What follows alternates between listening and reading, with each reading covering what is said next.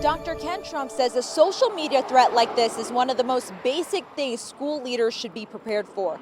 Unfortunately, it's an issue that won't be going away anytime soon, but there are steps they can take to get a handle on it. I'm always here. Every day, Errol Peart takes his son to school and waits for him. At least it makes me feel much better to know that I'm present here. Peart had no idea Taft High School was listed on a social media threat when he dropped him off today.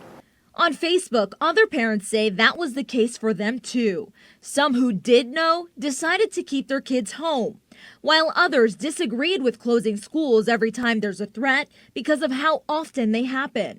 Ken Trump says situations like this are a mess, but there are three things that can give school leaders confidence and control in decision making: threat assessment procedures, protocols for heightening security while investigating, and crisis communication plans. He says automatic closures are not best practice. Closing schools just to appease people and make them feel safer, that's not necessarily making them safer.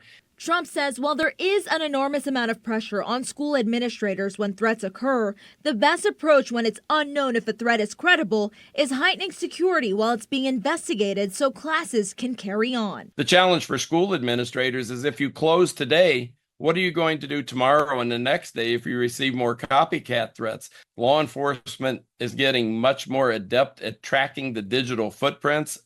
Ultimately, they're going to find who made the threats. Trump says schools should be transparent in their communication with parents, students, and staff to counter rumors and anxiety created when threats are made. Because you can handle the incident very easily in many cases. It's the communication, misinformation, and rumors that actually gets a life of its own. It becomes bigger than the threat itself. In the West End, Morella Porter, Local 12 News. You can always find our stories here on YouTube, but go ahead and click subscribe to get notifications and stay in the know.